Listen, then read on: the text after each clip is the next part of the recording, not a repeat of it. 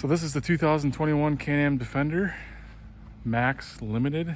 This is what Travis Pastrana just got from Can-Am in a very similar configuration with what he did with wheels and tires and so forth. So I think stock, it comes with 28-inch big horns on it on 14-inch wheels. The very first thing that we did with this was we got 15-inch Vision wheels. Sorry, it's a little dirty. We just took it on the road, a little dusty. But 15-inch, I think they're GT8 Vision wheels. No bead locks here. It's not really needed where we're at. We don't really use low pressure in our tires at any point in time. We're really just running roads and running rail grades and things like that. So no bead locks here. And then they are wrapped with BF Goodrich KM3s. And we did that because they're a nice tread pattern for all-around use for us. And they come in the full 32-inch size. So these are 32 by 10 by 15s. The other thing that we had to do to get these tires to clear correctly, you can put 32s, I've seen in forums, on these Defenders with the stock A-arms, but it's very close. And I actually even tried it when we first mounted these tires up to these wheels. We put them on the stock A-arms, and there was maybe an inch of clearance in the back. You can see even more here where we're at now. And so what we did is we installed right off the bat, we had the machine here for maybe 3 miles on it, and we installed the SuperATV forward offset A-arms. They're 2-inch offset A-arms, and essentially what it does is just brings the pivot points of the wheel, the hub, 2 inches forward. And the reason why we went with these, we looked at a bunch of different brands. I think HCR is another company that makes them. The reason why we went with the SuperATV A-arms is because they came pre-installed with the bearings. So we didn't have to press the bearings out of our old A-arms and install them to the new ones. These came pre-installed, and we went with the high grade on that. And the other reason is because they look stock.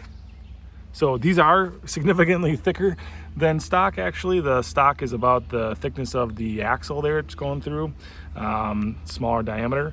So these are significantly thicker and more sturdy.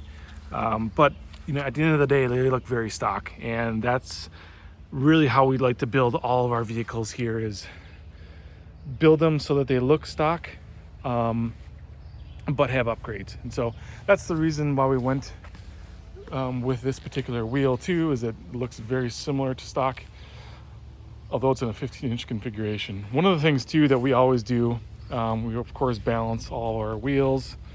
We also go get them aligned immediately after installing the wheels, just to make sure that it's running nice and true. It preserves the length of our tires, the life of our tires, and keeps everything in check. And so another reason why we buy 15-inch wheels is without that, with the 14-inch wheels, there's a minimal amount of clearance between the caliper and the wheel. And that's oftentimes problematic because you'll get stones in there and things like that that'll end up wedging between your caliper and the wheel. And that's just not something that we really want to deal with. So we always upgrade to 15-inch wheels right off the bat. This one has a factory, I think it's a 4,500 pound winch from Can-Am. We've not used it yet, but I heard it's pretty good. We run our suspension on the front here. This one's all the way down. These forward A-arms give it a little bit of lift in the front. And so what we do is we leave that down in the front as far as the adjustment of suspension. Then the rear, we actually crank all the way up so that the overall vehicle sits nice and flat. So with the forward A-arms, there is a steering spacer that goes in and they walk you through all this. There's a steering spacer back in there. It's probably hard to see, it's not focusing. But that steering spacer goes in there just to make sure that you don't have any awkward angles with the steering. So you lose a little bit of steering, but it's worth it because it makes sure that the vehicle isn't putting those axles you know, in weird angles and so forth. So right now, you know, they're maxed out, but you can see that they're not, I mean, the boots look interesting, but they're not at weird angles. So with this, we did 20% tint on the whole machine all the way around. And we always do a tint banner. So the tint banner actually goes right below the windshield wiper here. I'll show you the interior. Yeah, it's just a little bit dirty here. But yeah, the tint just helps give it a little bit darker in here, or else it's like a fishbowl. When we first got it, it's just very clear. We added a mirror. We also added the Rockford Fosgate PMX-1 stereo in here with the prime 5-inch speakers.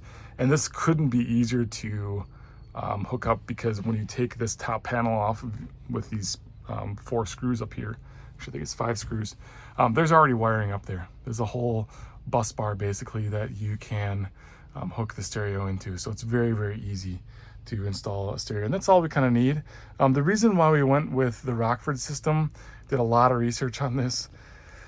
The standard BRP system apparently doesn't have that much kick to it. It's not very loud. And the other main reason is because where the radio is located, we wanted to integrate the Rockford Fosgate.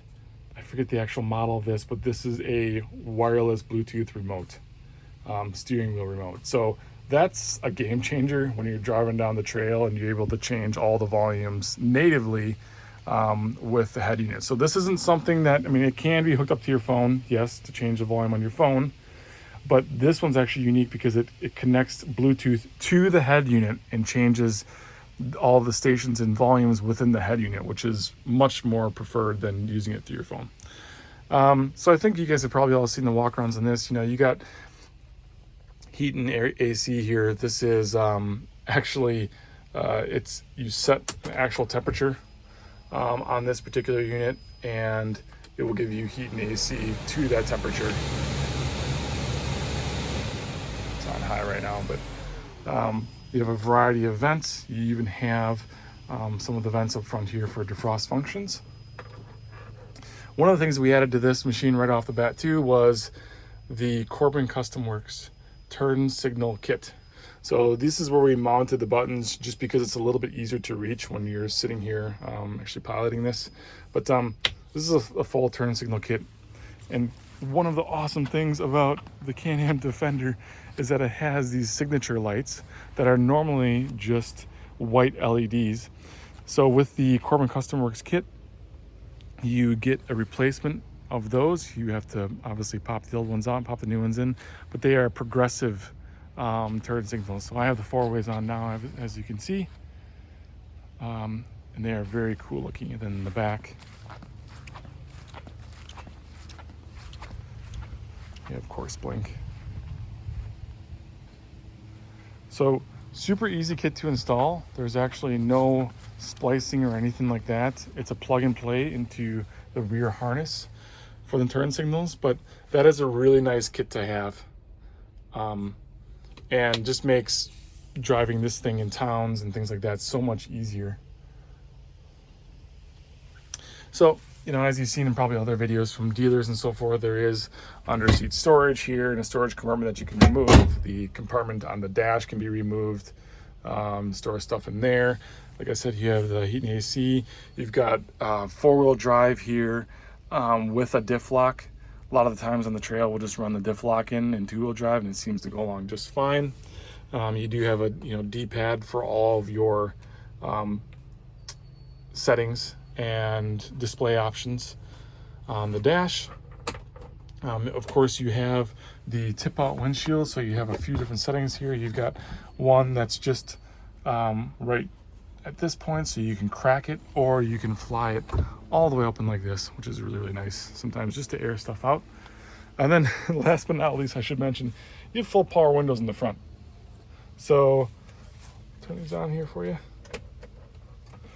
This is probably the coolest feature. A little dirty, but. And this is all automotive style. This is really nice kit that they have for these windows. I don't know if there's another manufacturer right now that's doing power windows. I think the Rangers at this point might have an option for it. The back is obviously very spacious as well. The batteries are under the seat in these stock models. So you flip up the seat, take a panel off, and you have easy access to the battery. Nothing that we did back here. This is all stock. And then the only other thing that we added was, it's called the utility bar from Can-Am. This is one of the cheapest accessories they have. I think it's $100 even, and it's an all metal rack. And the reason why is we wanted to have the ability to run radios. So to do that, you have to, obviously run an antenna up here.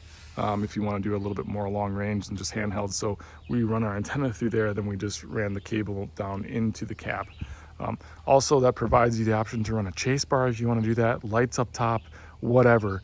This is probably the one accessory that I can really recommend because it's cheap and it gives you a lot of great functions. So yeah, bed is really nice. Again, a little bit dirty here, but great. Awesome automotive style tailgate. Again, the 32-inch tires on this thing really make it look good. We did not run fender flares on this. We might, add fender flares, the sport flares, which are not as thick to the front, but at this point in time, we just didn't put them on. But overall, the machine, looks correct. With these wheels and tires on it, the stock wheels and tires are just, they're just too small. But it's nice to have them around in case you want to use them in the winter or something like that. So that's about it. Again, this is our 2021 Can-Am Defender Max Limited. This is about the best model that you can get as far as a full cab unit right now on the market.